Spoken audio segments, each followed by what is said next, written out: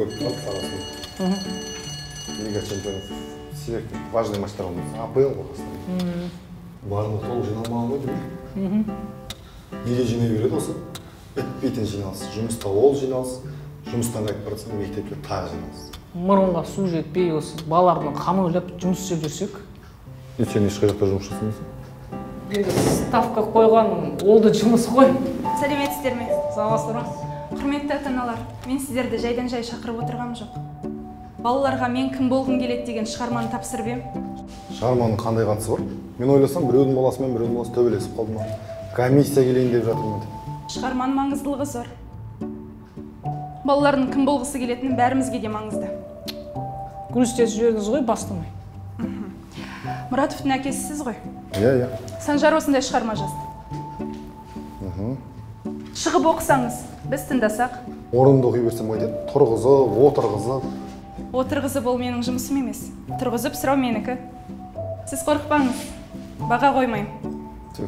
Қоймадыңыз ғой. Оқысам оқып берейін. Шығарма. Мен кім болғым келеді? Менің атым Мұратов Санжар. Мен 4-ші сыныпта оқимын. Менің папам полицияда істейді. Мен оны мақтан тұтамын. Мақтан тұтады. Ары қарай? Папам көп жұмыс істейді. Семья үшін деп айтады.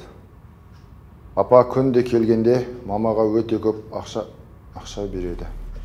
Кей кезде пашка алып келеді.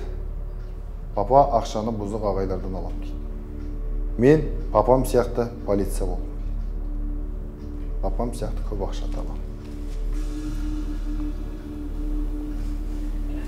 Отыра беріңіз. Келесі Орманбетовтың әкесі. Оқи берейін ба? Сізді более дерзкий ма десем? Мен кім болғым келеді? Менің атым Орманбетов Бақтияр. Мен 4-ші В сыныбындамын. Мен әкем сияқты болғым келеді. Әкемде су жаңа Мерседес бар.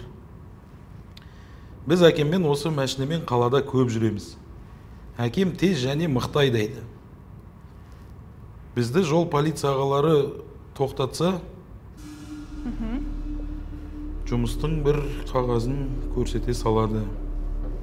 Бізге ешкім тиіспейді. Мен ары қарай оқымай ақ. Ары қарай? Тіпті бір рет тойда әкем шарап ішіп жүрсе де жібере салған. Әкемнің жұмысы жақсы, ешкім оған тиіспейді. Әкем сияқты бастық боламын. Рахмет. Осы үшін шақырыңыздар ма бізді? Бұл басы ғана. Шығарманың жартысы осы бағытта. Енді несі бар? Бұл өмір ғой. Өмір. Бәріміз движение жасаймыз. Сен маған, мен саған дегендей. Откат, маткат. Джунгли заңы осындай. Кім бірінші, сол ұтады. Балалардың өмірдің мәнін түсінгеніне сіз қуану керексіз. Мен несіне қуануым керек? Жеңіл ақшаға жүгіретін адамдарға ма? Әлде еңбектің қадірін білмейтін адамдарға ма? Заман өзгерді. Капитализм келді. Солай өмір сүру керек деп пе? Жасайтын тірліктеріңізге менің қатысым жоқ. Бірақ балаларға көрсетпесеңіздер болады ғой. Негізі, менің балам осында ел қатарлы движение жасаса, мен оған батамды беремін. Жарайды. Онда ұлыңыздың шығармасын тыңдайық. Оқисыз ба? Оқымай-ақ, мен сияқты движниковый болғым келеді деп жазған шығар. Жоқ, Құдай сақтаған екен. Әкесінен асқан балалар да бар. Мен өз әкемді мақтан тұта алмаймын. Әкем жұмыс істемейді. Тек телевизор қарап соткамен ойын ойнайды. Мамам мектепте мұғалім, жұмысы қиын. Папамның жаны ашымайды. Мен жұмыс іздеуге шешім қабылдадым. Мамама көмектесем. Әкем сияқты болғым келмейді.